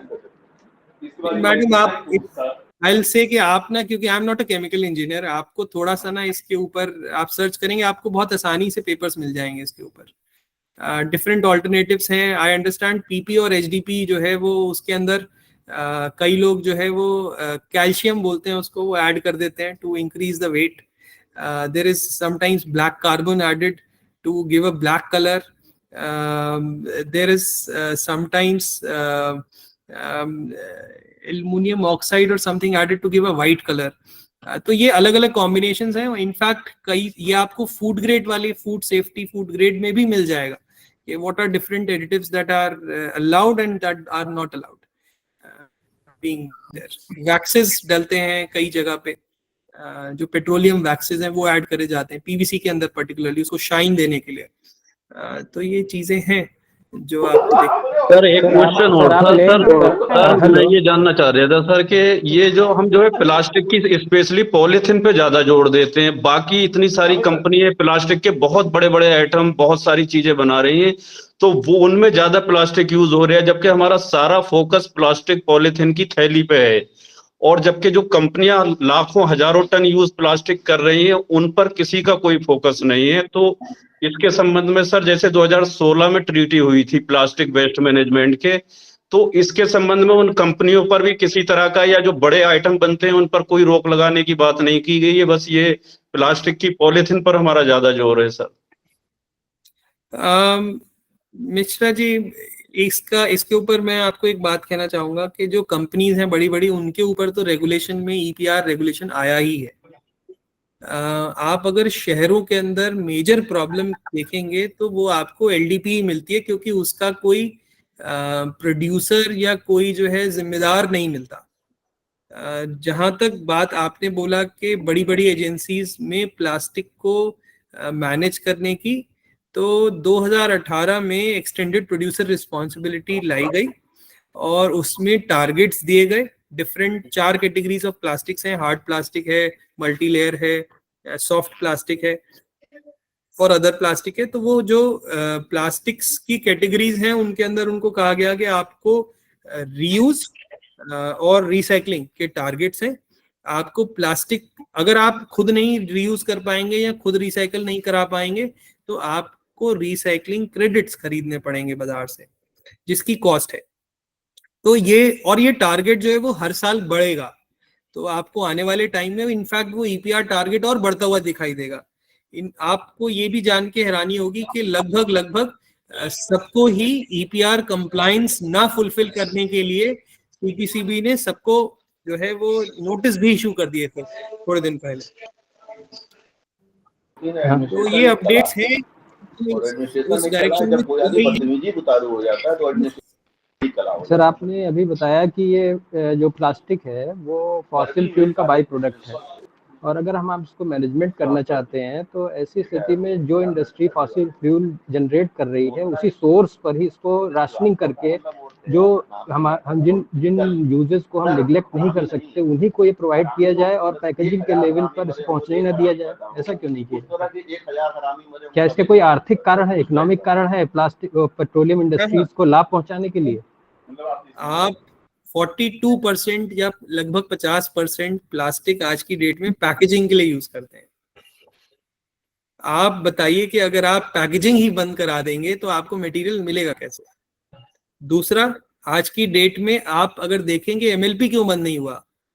तो MLP क्यों बंद नहीं हुआ? क्योंकि उसका इम्पैक्ट आपके और हमारे हेल्थ पे था, आपके और हमारे तक सेफ फूड पहुंचाने का ऑब्जेक्टिव था, और ये श्योर करना था कि मटेरियल्स जो भी ईटेबल मटेरियल्स हैं वो बिल्कुल आपके हेल्थ को नुकसान नहीं करे वहां तक, एंड पॉइंट तक।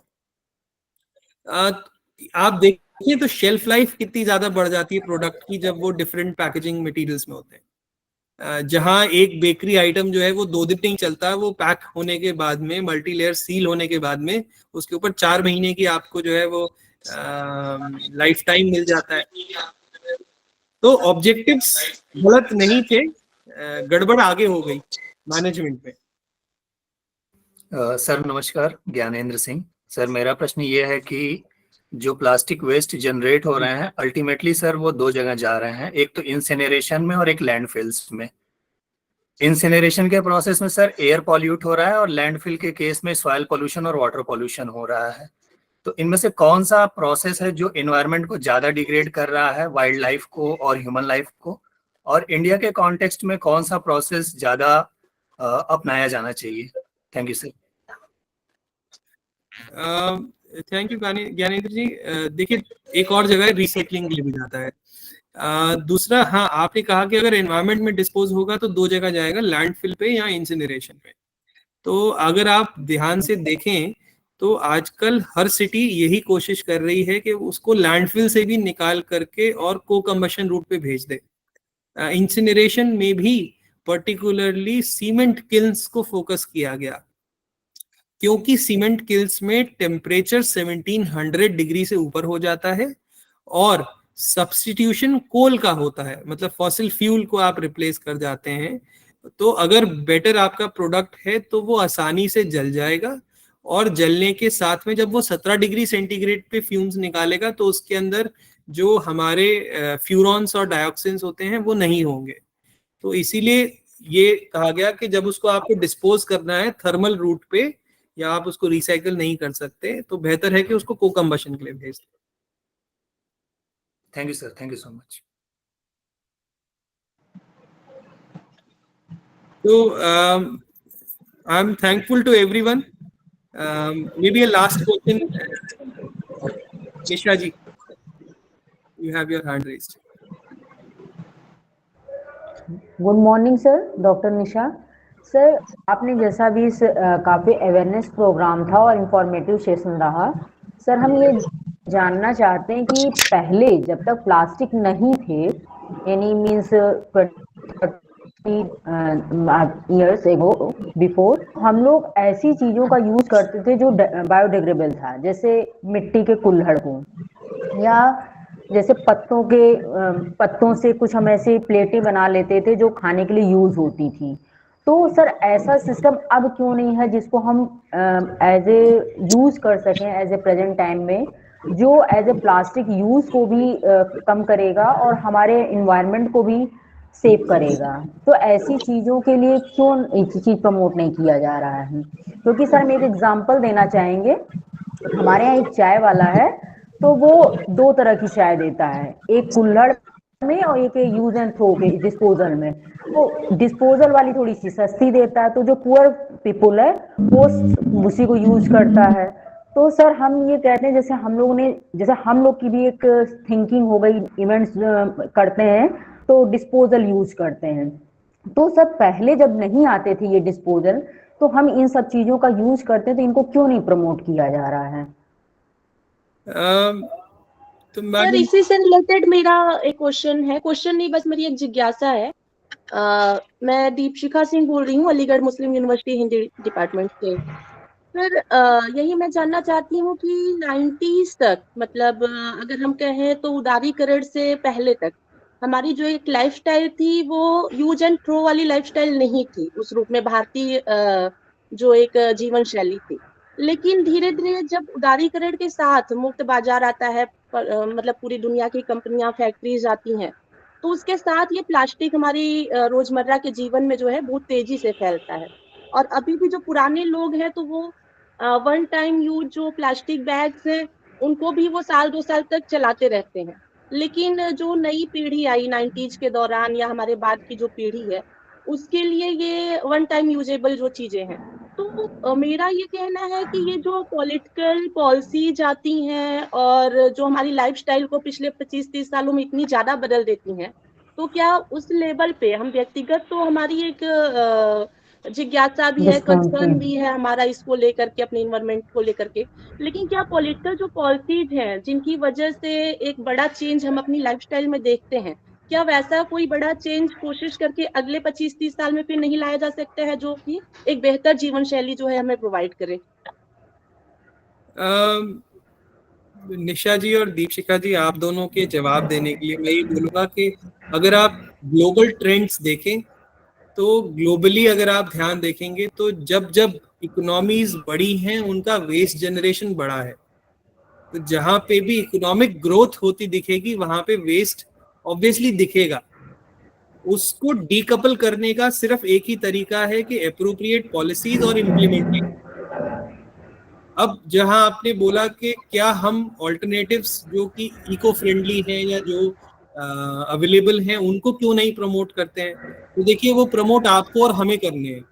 सर अवेयरनेस की बात होनी चाहिए, पर्सनल की बात है और वो आपको और हमको समझना है कि क्या बेहतर है। वो डिस्पोजेबल कब बेहतर था जो प्लास्टिक लाइनर के साथ मुझे चाय पिला रहा था, या जो कुल्हड़ बेहतर था जो मुझे जो है वो गर्म चाय देता। और पॉलिसीज हैं, और पॉलिसीज में बोलूंगा कि बहुत, बल्कि आप इस एरा में देखें तो 2016 से 2022 तक सिर्फ एक प्लास्टिक वेस्ट मैनेजमेंट रूल्स में 4 बार अमेंडमेंट हो गया, क्योंकि ऐसा बिल्कुल नहीं देखा जाता था। पहले एक बार एक कानून बन जाता था तो बदलने के लिए जो है सालों लग जाते थे, पर अब आपको ये दिखता है कि 2016 में आया, 2016 के एंड में अमेंडमेंट आया, फिर 18 में आया, फिर 19 में आया, फिर 21 में, फिर 23 में जो है वो फिर से अमेंडमेंट उसके अंदर दिखे, और उसके अंदर नई नई चीजें एक्सपेरिमेंट हुई।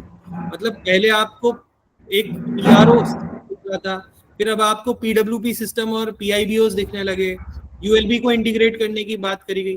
तो कहीं ना कहीं सिस्टम या गवर्नमेंट इस चीज को समझती है कि ये प्रॉब्लम है और हमें इस दिशा में निर्देश देने हैं, बट उसको इम्प्लीमेंट करने के लिए जो है वो हैंड्स कम पड़ जाते हैं, या बोलिए कि जब बहुत स्ट्रिक्ट होने लगते हैं तो प्रेशर उल्टा पड़ जाता है कि धीरे धीरे लाना है, पहले अवेयरनेस करनी है, धीरे धीरे उसके अंदर फिर मॉनिटरिंग करनी है, कि प्यार से कहना है, फूल देकर के समझाना है कि हेलमेट पहनो, और उसके बाद जब फूल देकर के भी शहर नहीं मानेगा तो फिर जो है वो पेनल्टी से कैमरे से लगा करके बोल देना है कि अब कैमरे में ही फोटो खींच जाएगी और आपका चालान कट जाएगा, अब हम तो है ही नहीं वहाँ पे। तो ये जो सिस्टम्स हैं ये ऐसे ही आए।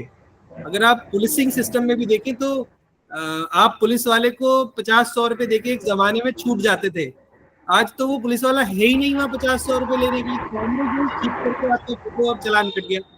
तो ये जहाँ इंटरफेरेंसेस कम हुए वहां पे मॉनिटरिंग और बेटर होती चली गई, ऑर्गेनाइजेशन आया वहां पे जो है वो ट्रांसपेरेंसी आती चली गई। कहीं ना कहीं ये सब चीजें आपको इस डोमेन में और पॉलिसी इंप्लीमेंटेशन में भी दिखने लगी।